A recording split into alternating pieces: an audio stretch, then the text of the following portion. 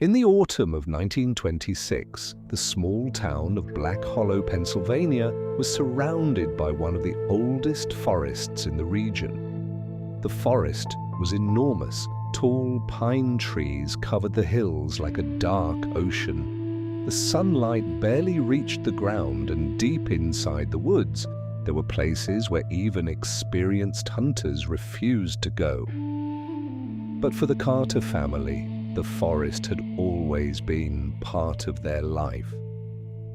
Their farm sat only a few miles from the edge of the trees.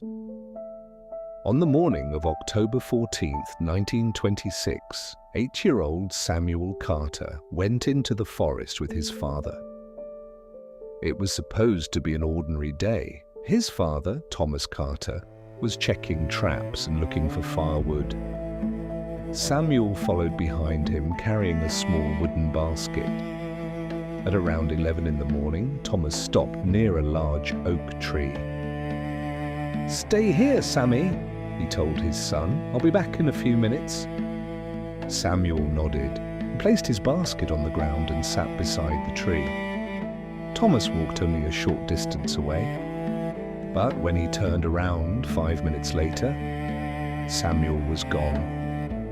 At first, Thomas thought his son was hiding. He searched behind the trees and then he called his name. "Samuel!" There was no answer. Thomas searched for another hour. By sunset, the entire Carter family was in the forest. Neighbors joined them. Men carried lanterns. Women shouted Samuel's name through the trees. Search dogs were brought from a nearby town. The search continued through the night. But there was no sign of the boy, no footprints, no torn clothing, no broken branches, nothing. It was as if Samuel Carter had simply vanished. For the next 10 days, hundreds of people searched the forest. Newspapers across Pennsylvania reported the disappearance. The headline in one local paper read, "8-year-old boy vanishes without a trace." The Carter family refused to believe Samuel was dead. His mother, Eleanor, kept his bedroom exactly the way it was. His small shoes remained beside the bed. His wooden toy train sat on the floor. And every night, she left the porch light on. But after 10 days, the search was officially stopped. The forest had taken the boy. That was what people began to believe. Years passed. Samuel's mother never stopped waiting. His father stopped talking about the forest, and the town slowly moved on. By 1936, 10 years had passed since Samuel disappeared. Black Hollow had changed. The old farms were disappearing. New roads had been built. The world itself seemed different, but the forest remained untouched. Then one cold morning in November 1936, a hunter named Walter Hayes entered the woods. He was following the tracks of a deer. The tracks led him deeper and deeper into the forest. Eventually, Walter reached a part of the woods he had never seen before. There, between two hills, he noticed something strange. Smoke. A thin line of smoke rising through the trees. Walter stopped. There were no houses in that area, no cabins, no roads. He carefully moved toward the smoke. And then he saw it. A small wooden cabin. The cabin looked old, very old. Walter stood outside for several minutes. Then he knocked. No one answered. He knocked again. This time he heard movement inside, slow footsteps. Walter reached for the handle. The door opened, and standing in the doorway was a boy, a thin boy with long, dirty hair. His clothes were torn and covered in mud, but there was something about his face that made Walter freeze. The boy looked at him silently. Walter stared back. Then the boy spoke. "Are you from the town?" Walter could barely breathe. "Yes," he whispered. The boy looked behind him toward the forest. Then he said something that Walter would remember for the rest of his life. My name is Samuel Carter." Walter thought it was impossible. The missing boy had disappeared 10 years earlier. Samuel Carter would now be 18 years old. But the boy standing in front of him looked no older than 8. And then Walter noticed something even stranger. The boy was holding a small wooden train. The same kind of toy Samuel Carter had been carrying on the day he disappeared. Walter ran. He ran all the way back to town. And within hours, the entire story of Black Hollow was about to change forever. By the time Walter Hayes returned to Black Hollow, his clothes were covered in mud and his hands were shaking. "I found him," he kept saying. The sheriff thought Walter had found the missing boy's body, but Walter looked at him and whispered, "No, I found Samuel Carter." The room went silent. Samuel Carter had disappeared 10 years earlier, yet Walter claimed he had found him alive. Within an hour, the sheriff and several men followed Walter deep into the forest. The cabin was still there. Inside, they found a small bed, a stone fireplace, handmade wooden toys, and strange markings covering one wall. At the center of the wall, written in black charcoal, were 3 words: "They are watching." The men searched the forest until sunset. Then they found the boy sitting beside a stream. He was thin, dirty, and wearing torn clothes. The sheriff approached carefully. "What is your name?" The boy looked up. "Samuel Carter." The sheriff froze. He pulled an old photograph from his pocket. It showed an 8-year-old Samuel standing beside his parents in 1926. The boy pointed at the photograph. "That's me." The sheriff asked him what year it was. Samuel answered immediately. 1926? "No," the sheriff said. "It's 1936. Samuel stared at him. Then he looked around the forest. "That's impossible."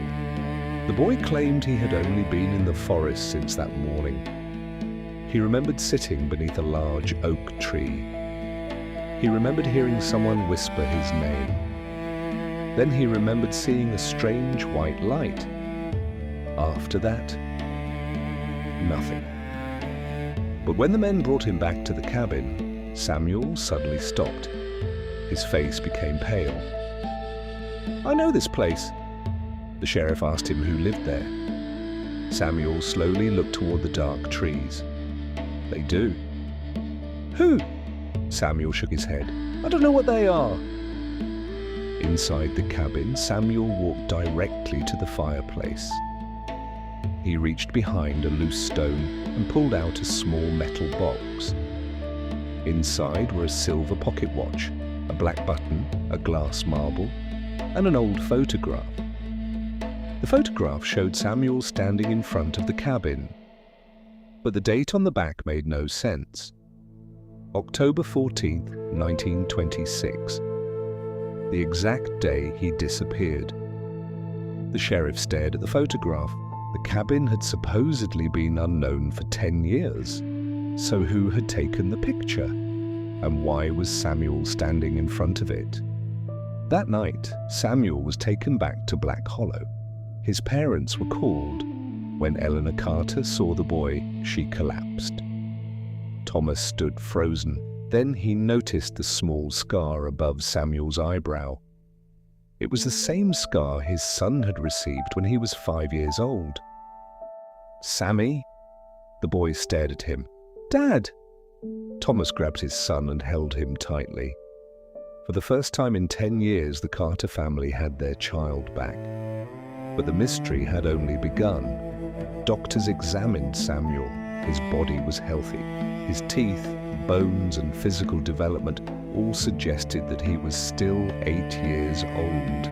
He had disappeared for 10 years, but he had not aged a single day. Later that night, Samuel was shown his old bedroom. The room had remained almost exactly as it had been in 1926. His old wooden train was still there. Samuel looked around slowly. Then he pointed toward the wall. "There's something behind there." Thomas removed one of the wooden boards. Inside was a folded piece of paper. The handwriting looked exactly like Samuel's. There was only one sentence: "Don't let them take me back." Everyone in the room became silent. The sheriff asked Samuel who they were. Samuel stared at the paper. "I don't remember writing that." Then he suddenly remembered something from the day he disappeared. He had been sitting beneath the oak tree when he heard a voice. The voice sounded like his mother. "Samuel." He followed it into the forest. But then he realized something. The voice was not his mother's. A strange white light appeared between the trees. Then everything went dark. That night, Samuel finally fell asleep. But at exactly 2:17 in the morning, he suddenly sat upright in bed. His eyes were wide open. Outside the window at the edge of the forest, a small light moved between the trees. Samuel stared at it. Then he whispered, "They found me." His mother woke up. "What did you say?" Samuel turned toward her. His face was completely pale. "They know I came back." The next morning, the sheriff returned to the forest. He wanted to find the cabin, but it was gone. There was no cabin, no fireplace, no bed, no toys, nothing. Only a circle of dead trees. In the center of the circle lay a small wooden train, the same train Samuel had been carrying when he disappeared 10 years earlier. On the bottom of the train, someone had carved 4 words. He was never alone. Then the sheriff noticed fresh footprints in the mud. The footprints were small. They belonged to a child. They led deeper into the forest. But beside them was another set of footprints, much larger, and those footprints had no shoes. The sheriff followed them for several yards. Then he stopped, because ahead of him, between the trees, something was watching.